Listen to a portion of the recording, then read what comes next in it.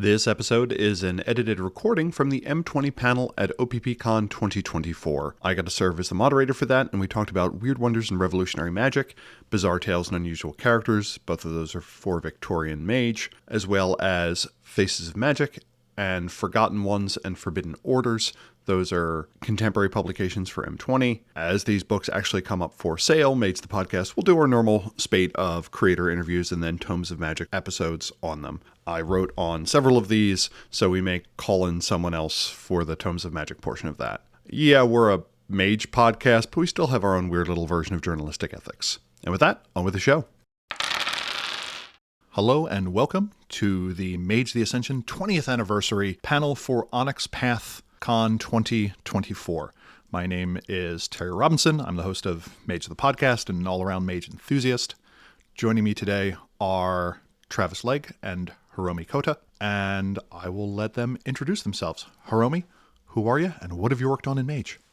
Hi, Hiromi, I'm Hiromi. I have worked on... You said, oh, hell, and I'm like, Book of the Fallen, going on. I mean, technically, yes. My bit for Book of the Fallen was very small. I was just like a consultant on that. Bizarre Tales and Unusual Characters, Weird Wonders in Revolutionary Magic. We'll be talking about those soon. I was the developer for those. Faces of Magic, Gods and Monsters, Lore of the Tradition, Rich Bastard's Guides to Magic, Technocracy Reloaded, Operatives Dossier, which was the companion to Technocracy Reloaded, and a Victorian Age Mage, I think is everything. Pretty sure that's everything. I've done some mage stuff. You have, and we certainly appreciate your work doing that. And Travis, what have you done with M20? Oh, not much. I co-developed Technocracy Reloaded. I developed Operatives Dossier. I wrote on Weird Wonders in Revolutionary Magic, I believe. I developed St. James Street, the Victorian Age Jumpstart that was just released. I developed the Technocracy Reloaded Jumpstart, and I've written short stories in Truth Beyond Paradox and Mirror Shades, the Technocracy Reloaded anthology. And that is probably like a very, very, very close second of my favorite pieces of prose I've ever written. I really had a good time writing that story. Hopefully people enjoy it. But yeah, that was a lot of fun. So we got a lot of people who've done a lot of Mage so far. And unlike kind of all the other X20 editions, Mage still has new stuff coming out. So Lore of the Traditions. I also developed that. Oops. That boat containing our sweet, sweet copies will one day be here. And I look forward to cracking that open and then immediately finding a spelling error that I completely missed in a section I wrote. So I think from what I understand, that's kind of a ritual that one has to go to. Gaiman's Law. Yeah. So let's start with the outstanding texts that still haven't made their way out into the world, that are kind of slowly making their way through development. Onyx Path has a lot of products with a lot of people doing a lot of things, going in a lot of different directions.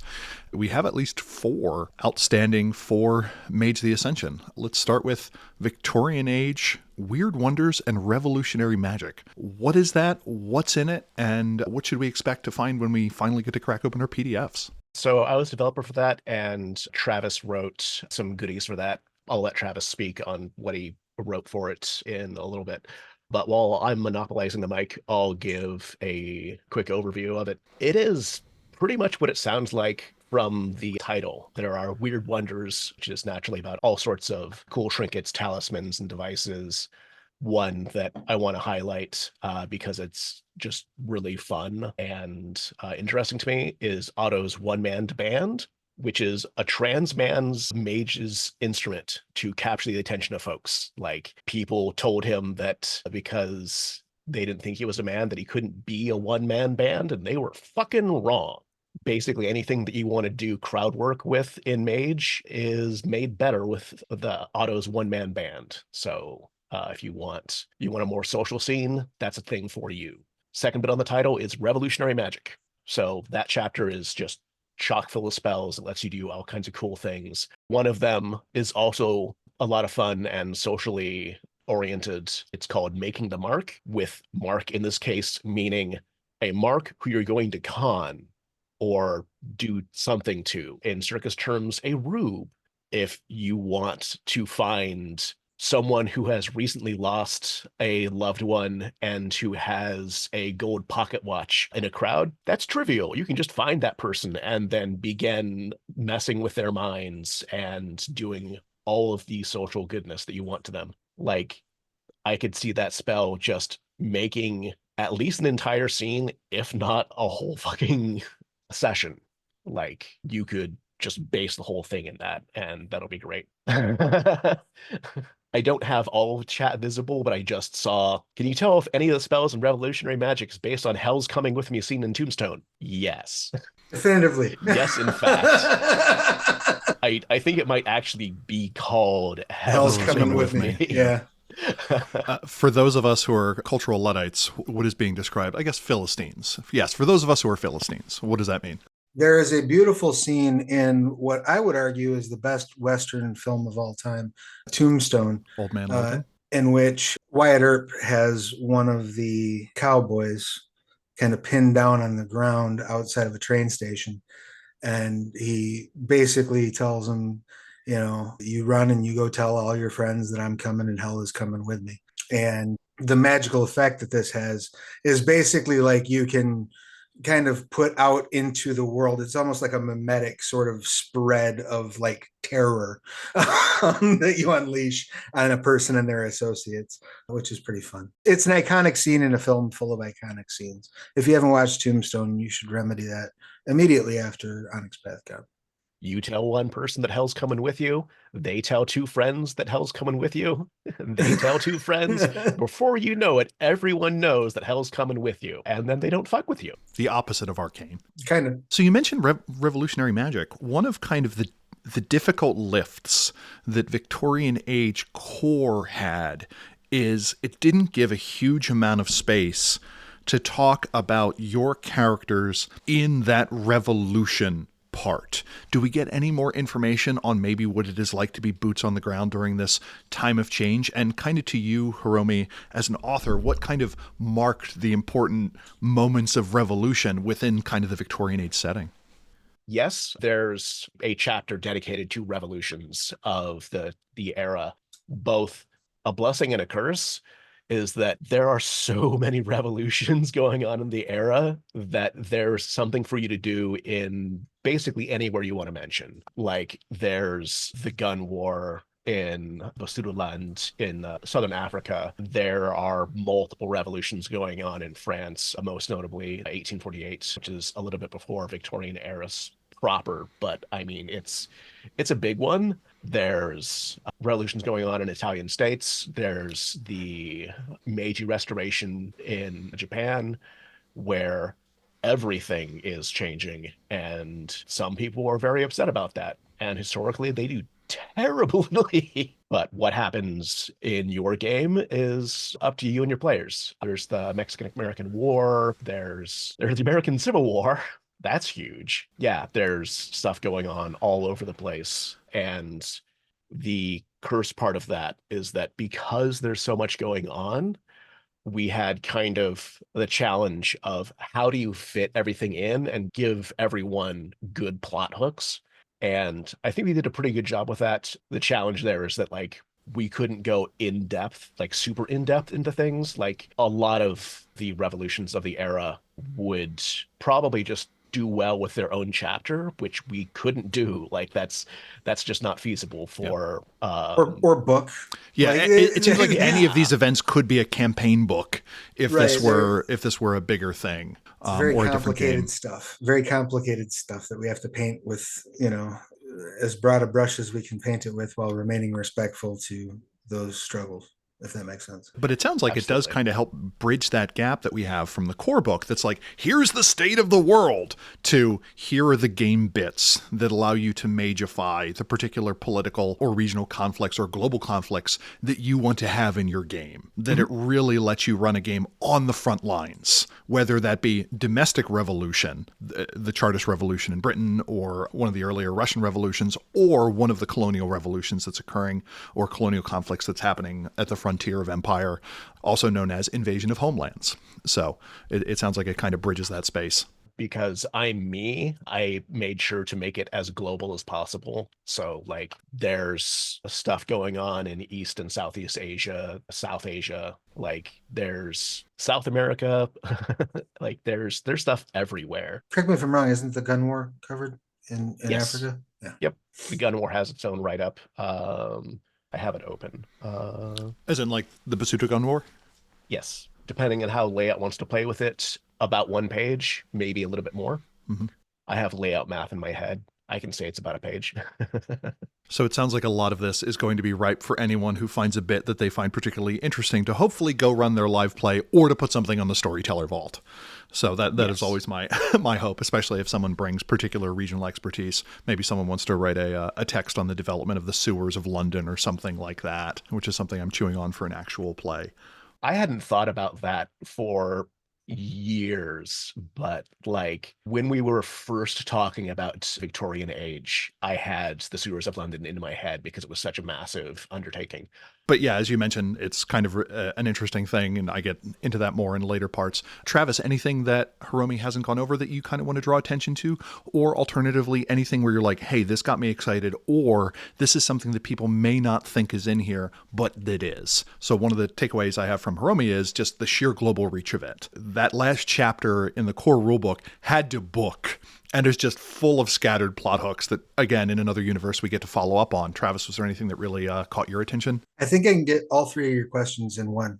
One of the best experiences for me in working on this book was I got to work pretty closely with James Sembrano, because I believe, if Hiromi recalls properly, when I was approached to write this book, I was like, listen, I kind of bounce off of the Victorian era, but I sure as hell don't bounce off the Wild Wild West. I'm going to put some info over there. There was an old rote that I had used in a Mage LARP like 20 years ago. James and I worked out, refined it, which basically ambushing people with arrows from the Umbra. So they're in the physical realm, you're not. That was fun. But there was one of the things we worked on were indigenous ventures. So basically a parallel system to what the Syndicate uses for ventures, to reflect the high degrees of like agricultural science and like terraforming that were going on at the time, to get water to certain places, so on and so forth like that. So we had to build out kind of a system to show that the Syndicate doesn't have a monopoly on that type of magic. That type of magic can also represent these older practices and processes. And that was really exciting and really cool to be able to navigate all of the particulars of. And I'll credit to James for his extensive knowledge of that history. So it was super cool. Approximately how large is this companion text in pages? Is this like a 50 to 75 or shorter, or where does this come out approximately, if anyone knows? I can tell you just over 30,000 words. So that's like, what, 45 to 50 pages, depending, plus the bookend material. And I have to say, for the M20 line, those little supplemental books have just been awash with good, clean fun. Operatives Dossier just packs it in there, where in the core book, you're like, this is what it's like having a family within the technocracy. And then the companion book is like, we can't do things in Antarctica because it's full of too many dinosaurs. And you're like, oh, yeah. I missed that technocracy. Both of those exist. Likewise with Rich Bastard's Guide. The section on the cloud is still one of the greatest bits of mage writing I have ever seen. And amen to whoever did that. That book is just sheer joy. So it's delightful. So again, pick up those texts, show the love. Not everything will fit into your game, but something will. We finally get a good system for cocaine for mage, and I'm glad for that. So thank you for adding that as well. The 11th sphere. So okay. One of the cool to piggyback off your point though, like one of the cool things about these smaller supplements is that because the M20 core and the sort of core companions, by that I mean Technocracy Reloaded, Lore of the Traditions, because those are so comprehensive in the ground that they cover, it really does let us just have super fun with the smaller stuff and delve into, because the firm foundation's built. So we get to really play, and it's a lot of fun. So the next one is Bizarre Tales and Unusual Characters. Like, Victorian lends itself to a few arenas of play. You have your street level version, and unless you're Dutch Levantine under the Qing Dynasty or the Tokugawa Shogunate, you've probably never seen a middle class before. So that's going to be kind of a new thing in this era. This is an era where cities are exploding in size. London winds up adding a million people a decade for 60 years. New York increases tenfold in size due to the Erie Canal. St. Petersburg goes from 400,000 to 1.4 million. We have the themes of colonialism, where someone comes to your area, takes your stuff. And in addition to that, the new part says, you're now going to follow my cultures and belief and not just demand tribute or periodically take things. This is the era where we have the first modern masters. We had Porthos and Stephen Trevennis that already existed in the game that were very powerful, but that was because they themselves were powerful. And the Victorian era is kind of the first time we get people who are powerful because they sit at the head of an organization, because they have that standard oil that they control or what have you. And some other groups within Mage kind of realized this ahead of time. I'd argue the Crafts were the first to kind of realize that as a group there is a collective power. The technocracy is figuring it out during this era, and the traditions are trying to catch up. So there's this like middle level of domain play that one can do, but kind of the last part is what do the other worlds look like during this time? And that's kind of the part that I focused on. My theory being the fortress of government is going to be fascinating. What does it mean when the concept of nation state is forming? What types of identity does that wind up displacing? What is the battle for the mindscape of humanity going to look like during this period? So this is a case where the text has a lot more abstract or high power characters in it. This is where you're dealing with a lot of people that probably have an arete of 5 or higher. And it was super fun to work on. Like, what are the weird Victorian horrors? The trail end of this is going to be including the works of Robert Chambers, the Yellow King mythos forms. We have the works of Lord Dunsany and Ambrose Bierce creating the first modern weird horror. What is that doing within the psyche? And there are creatures and so on that kind of describe it. And it was super exciting to talk about that. I get to describe the penumbra in a bunch of different cities around the world, but that is only one small part of one part of this book. Hiromi, kind of what was the rest of the book? So the book was sort of designed to cover what I consider kind of the 3 general levels of play within Mage. So like there's street level stuff. There's a whole chapter on street level stuff where like your mages with like 1 or 2 arete. Like you're not bringing down the house, but you have just enough awareness of the weird things in the world to make them attracted to you and to have more problems than a normal person.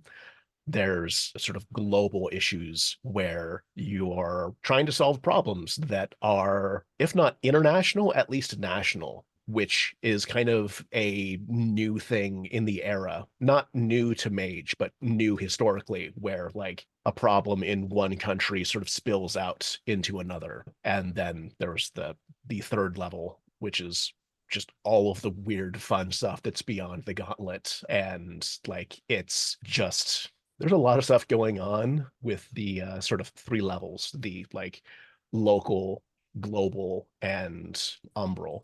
And in addition to the plot hooks and fun stuff like that, there's also the second part of the title, Unusual Characters, which is just a whole bunch of characters who you haven't gotten a chance to see before, or who have been sort of pulling strings, and they're also at sort of all 3 levels. So you have people to bounce things off of. And some of them are just like really out there and fun, like Satyr, Phil Sathros Bricado. He made someone who might be a mummy. If you need someone to be a big, powerful baddie, then maybe pull them in.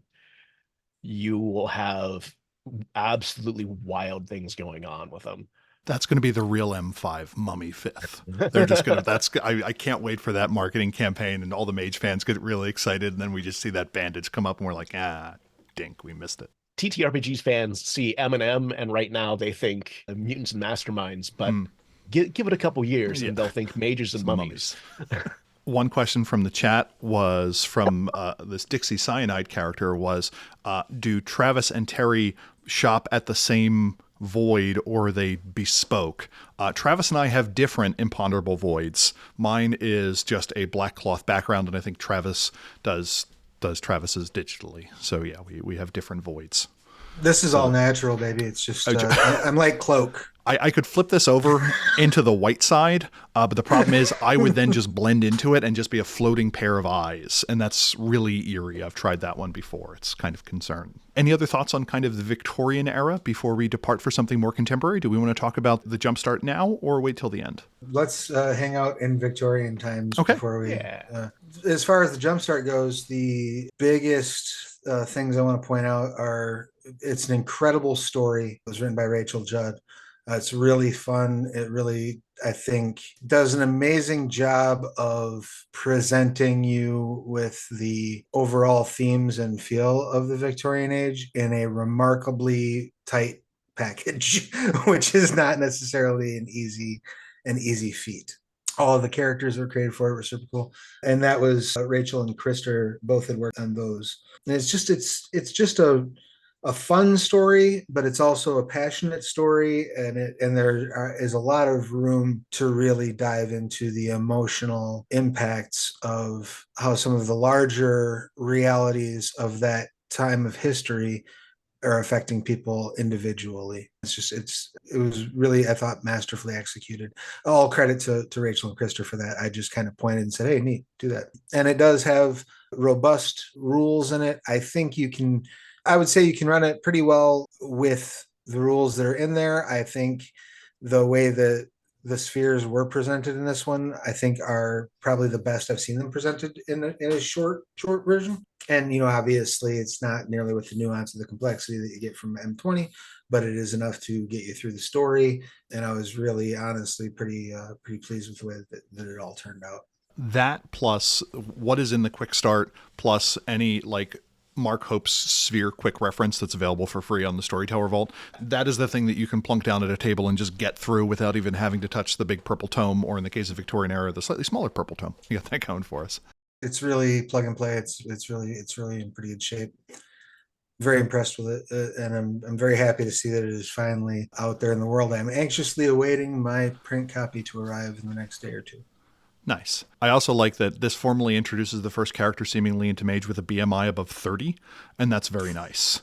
So yeah, the art was really good, and we really tried to, again, credit to Rachel and Krister for the characters that they came up with. They made cooking up the art notes really fun, and I think they're all fun in their own way. And the other thing is we also get more examples of the really awesome tradition symbols that were introduced in Victorian, which to me are like the real sleeper hit of those. Likewise, the ones we got that are only available kind of as a background image. So step one for me was to pull those into a PDF editor and grab those just in case they would somehow go away, because those graphics are amazing. Anything more on the Victorian era before we go to Forgotten and Forbidden Orders or Faces of Magic? The Dawkins Directive is what I'm going to start calling it, which is, if you have purchased any of the Mage books or any of our books, please head over to DriveThruRPG.com, leave a rating and a review of whatever you've enjoyed. Those are immensely helpful to us. The audience identify books that they might enjoy. They help us, give talking points, things to promote. It's short of buying a book, it's the most helpful thing that you can do if you want to see, more of our work out there. The best way to do that for us, the best sort of avenue of word of mouth, is to get those ratings and reviews on DriveThruRPG. So please, if you're a fan of Mage, go through and leave your ratings and reviews of the things we've worked on. We would love to see that. The other thing is, when you do leave a review, that is very helpful for future purchasers to make sure they're getting what they think they're getting.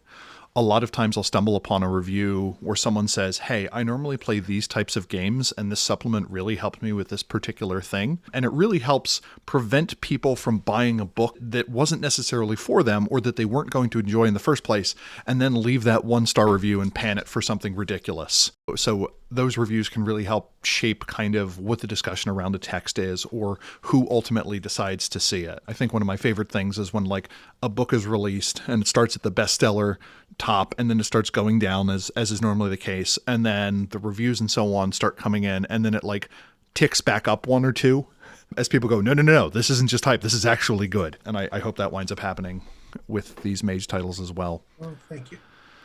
The next one we have is Forbidden Crafts and Forgotten Orders. There we go. The subtitle is A Handbook for Mages on the Outside. This is a text that Travis, Hiromi, and I got to kind of at least thumb through. And it is fascinating. So, like, just a high-level overview. It is a book on the crafts and disparate alliance. The traditions are strongly political factions that are inflected by various cultures. You'll often see a simplification that says all Hermetics are Western Europeans, or all members of the Akashiana are from China, or something like that. Those are gross simplifications that really leave out a lot of the nuance from these big groups. Crafts, on the other hand, do tend to be more culturally focused. The Disparate Alliance was introduced in M20 as a core group of crafts that were looking to do something. And it could either be just, how much do we need to band together to preserve our ability to continue to exist during the Ascension War, to maybe we're a mutual aid society, to something else. A bunch of options are presented in the core book. It could be that they think the technocracy has been infiltrated by the Nefandi, that they think the traditions have been infiltrated by the Nefandi. The glory of the Future Fates invention is you go anywhere. We also get the single most feckin' paragraph in M20 where it's like, here's some other crafts that might exist and might join. And it's like, here's a bunch of hypertech ninjas. Also, here's some weird British people. And anytime you can get both of those on a list, thumbs up to that. The Yitziat, the Time Sorcerers, the Balamob, the Jaguar Priests, and so on.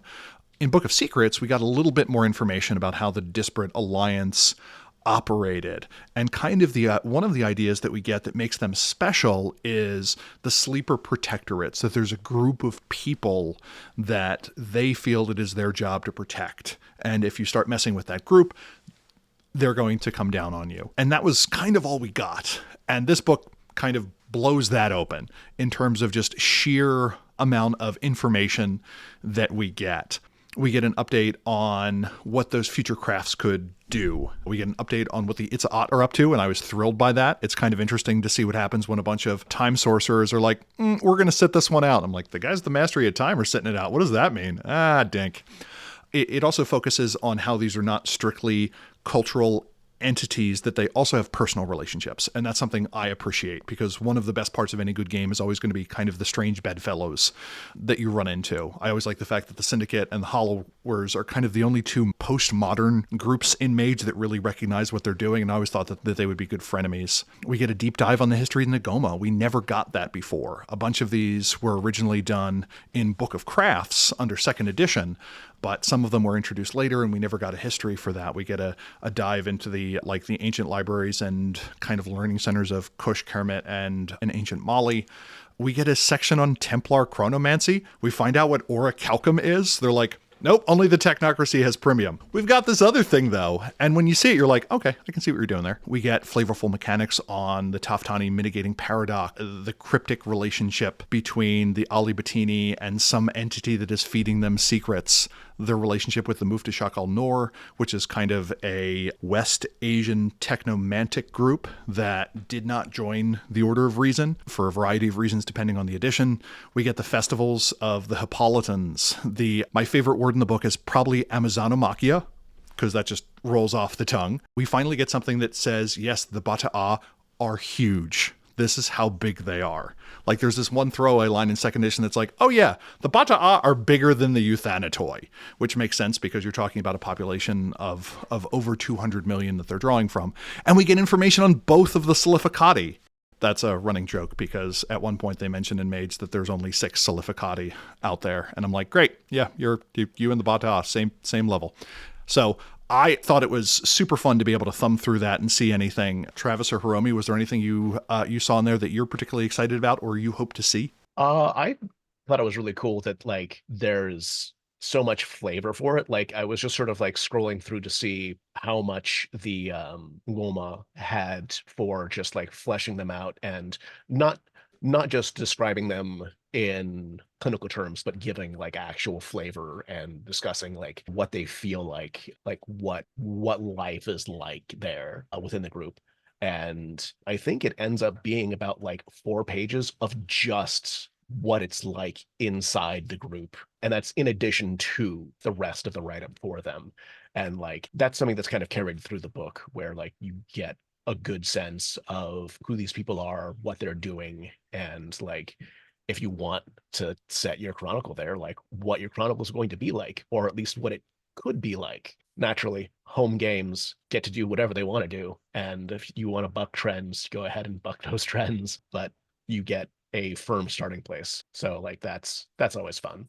With only 7,000 to 9,000 words to work with, any author is going to strain to fit everything in. But my first thought about thumbing through was just how rich it was. As Hiromi mentioned, it is not clinical. It is littered with terms and peoples and places. We get information on what paradigms and practices fit best. We get a few rotes or a few wonders. We get a bunch of merits, and I think it's super cool that of any group in Mage that should kind of have their own merits, it really seems like the crafts would be a natural home for it. Travis, did you get a chance to thumb through it at all? I did not get a chance to peruse it yet, but I am very much looking forward to it just based on the fact I believe Steffi Devan was the developer on it, and she does spectacular work. I haven't had a chance to look at it, but I can tell you sight unseen that it's going to be good. That's at the time that it was being made, it was being written literally right after or right with it. It was mixed up in the development process of Lore of the Tradition. So I was so laser beam focused on that I didn't pay any attention to what was going on over there. And now I just, as we got the manuscript, I've just been busy with convention stuff and didn't get a chance to go through it, unfortunately. But yeah, we got this manuscript last night. Yeah. Yeah, Steffi's dope though. She's an amazing developer, so it's in incredible hands. I can't imagine it'll be anything less than stellar. The big feeling I always get with books like this is it's not going to be a case where nothing will be bad. At worst, it's going to be, that's not what I would have done with them, but you're still going to get a fully elucidated vision. And to me, that's just great to see. Sorry, I cut you off, Hiromi. Yeah, no worries. Someone in the chat asked how much information there was about the Ali Batin, and scrolling through and just by raw word count, it's at least 8 pages. If you wanted more information about them and you wanted to get like a good in-depth view, you're going to get one. It's a pretty hefty write-up. Like this is a large book. I could do math and find out how big the book is, but it is pretty sizable. Like right now I have 2 chapters up and they total 50,000 words, and there's more than 2 chapters. So yeah, it's about 75,000 words in total, which is going to come out to probably around 100 pages or so, give or take. Specifically on the Ali Batin, we do get information on kind of what a modern web of faith could look like and what it means to be engaged with that. We get a little bit of an update on the path of occultation. So it is nice that even though we had Lost Paths, which gave us a third of a book on the Ali Batin, that there's still more information. And it's just, the thing I like about it is dripping with flavor.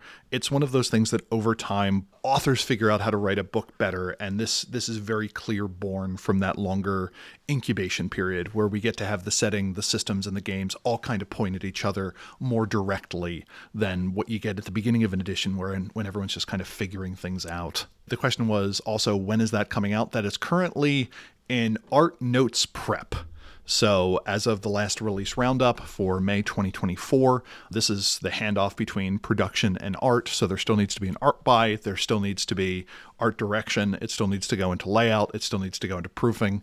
I would be very surprised if it were this year. I in no way represent Onyx Path, but it's still got a bit to go. The text, though, is largely in place, seemingly. Those who actually work with Onyx Path more directly, would you care to comment on I would love to comment on this. Books at Onyx Path come out when books at Onyx Path come out. We post the updates because Onyx Path are firm believers in transparency when dealing with the production process and what goes on.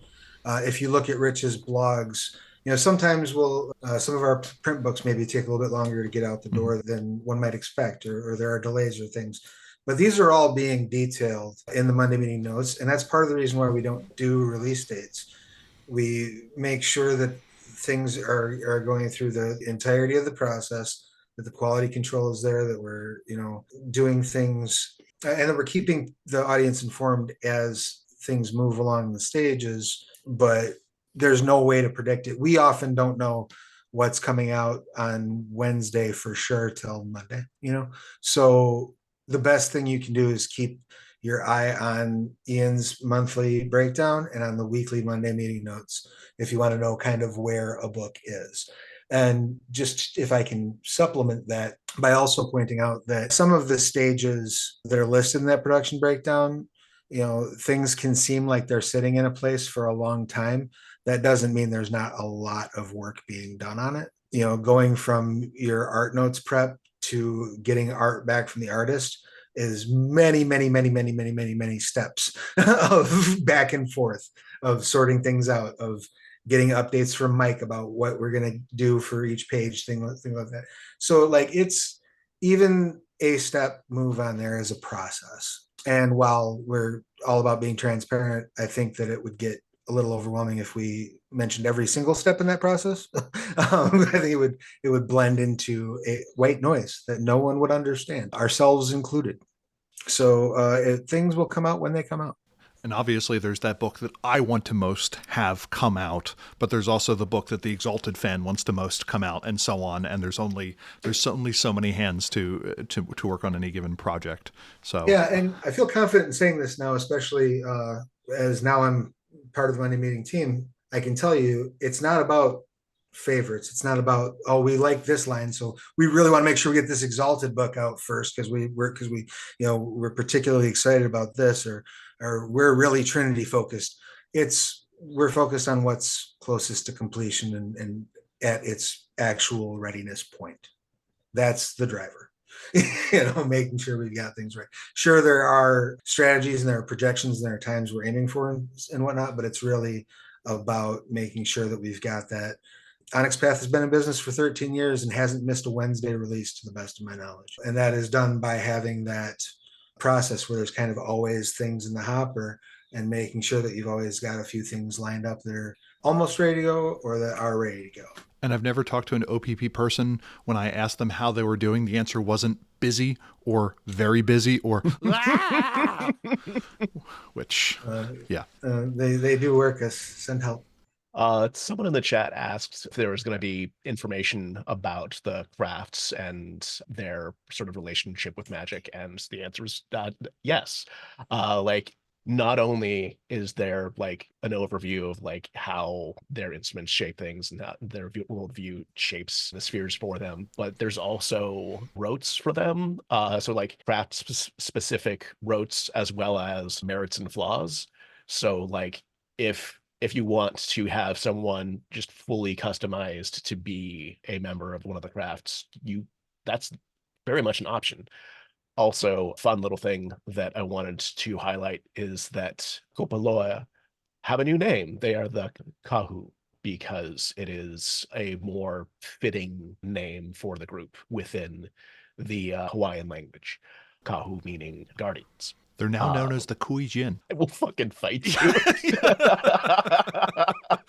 Whenever I need Hiromi's attention, I just whisper that darkly in a corner, and suddenly they appear, and they'd be like, "What?" As the text approaches completion for Lore of the Traditions, I got to talk to 7 of the 8 authors for Mage the Podcast. I will attempt to do the same thing. No one's going to go into this blind, and I'm super excited to see that text come out. And we'll get previews and so on as it approaches. Kind of the last upcoming text we have is Faces of Magic. Hiromi, what's Faces of Magic? So Faces of Magic is a collection of no fewer than 30 characters. I think originally the goal was like 25 characters for Mage, and the idea was for them to reflect all of the traditions, characters from backgrounds that are unusual, things that like we haven't seen before, groups that are underrepresented. Me being me, I created a spreadsheet to help us internally with the book. I wasn't the developer, so like participating within the spreadsheet was entirely up to people. So my list of all the characters that exist in the book is not definitive, but it is pretty rad. We have things like a hermetic mage who is desperate to become a sleeper again. If you think about what it would be like to be a mage and come to the conclusion, I would be so tired, that's this character. Their name is Mickey, and they are very powerful in forces. There's also representation in the Akashiana. As Hiromi's going through this, the thing I've seen from just the 1 or 2 examples is, the thing that's super powerful for me is it gives us more examples of how people actually do magic. So it's kind of interesting. In M20, we probably have the most words, the highest ratio of words to actual sample characters, because we only got a few in Book of Secrets, and then like a few in some of the later supplements. And Faces of Magic is really filling in that spot to say, no, this is how the conversation of focus works, how paradigm, practice, and instrument go together. Sorry, podcaster instinct of not having dead air. What was that, Hiromi? I just wanted to, the reason for the dead air that you've so graciously and rapidly filled is that I couldn't remember which book Hyunmyeong and Hyunmyeong Sunim into. So Hyunmyeong Sunim is the Primus for the Akashiana, but depending on your campaign, depending on future fates, he might be dead. He might have been lost / destroyed in the Ascension Warriors attack. He might be trapped in the Umbra. There's tons of things that could have happened. And just as an aside, Sunim is a Buddhist title. It is the way that you tell the Primus version from the new version, who appears in Lore of the Traditions. Lore of the Traditions has the what if he did die? Well, he's an Akashiana, so he has reincarnated as a trans man hip hop artist who unites communities through hip hop, and that's super fun.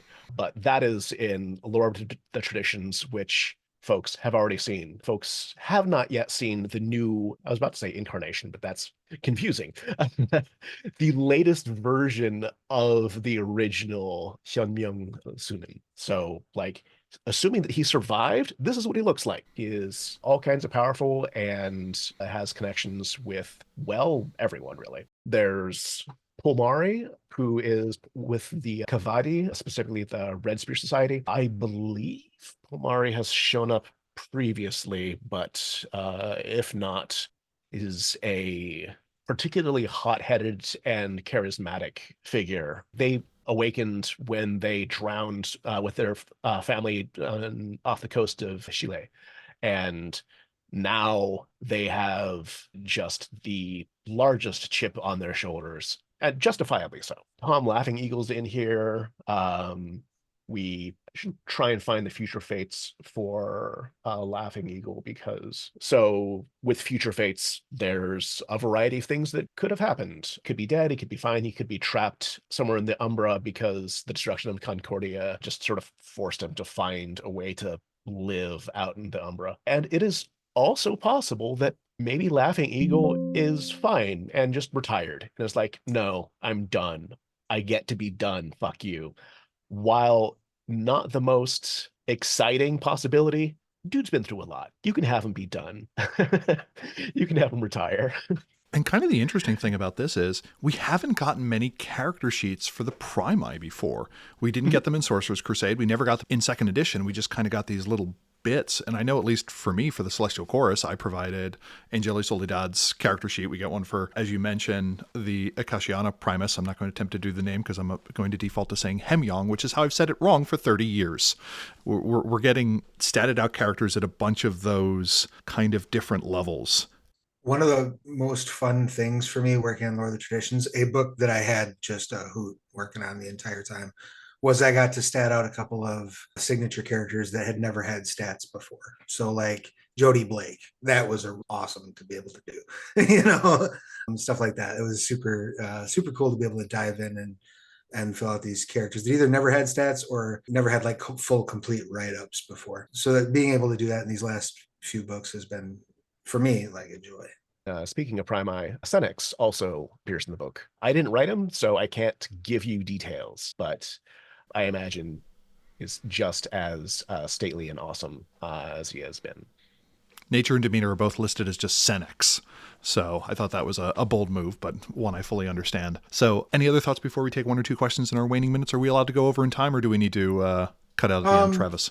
I do have another panel I have to get to shortly after this and get tech set up for, but if we want to squeeze in another question. We can do that. One is, could we do an overview of the changes to the crafts? Nope, that's what the book's for. That is well beyond scope for us just doing that high-level overview. A bunch of things are different, a bunch of things are the same. I know it's vague. Another one is it okay to make an Ask the Mage devs page in the OPP forums like the Scion one? I think that would be interesting just because M20 has been in a lot of different hands. And I don't think there is, and part of the fun of M20 is each of those devs has kind of left slightly different fingerprints on it. And I don't know that there would be a lot of things that would go beyond what is in the text. I don't know that like Travis or Hiromi had a grand plan that they didn't get to necessarily implement to answer some fundamental questions in it. So I don't know that might have the same power as maybe Scion.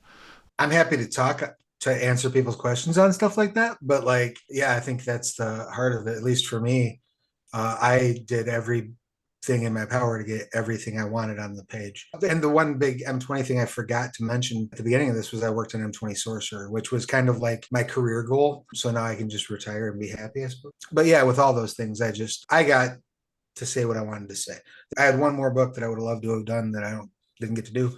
Maybe one day it'll show up on the Storyteller's Vault. We'll see. But other than that, how do you feel about there being more M20 books than V20 books? I remember during, I think, the Kickstarter for Technocracy Reloaded, someone said, hey, this is doing better than some of the V20 ones. And my reply was, you may have a larger herd, but we have a larger cult.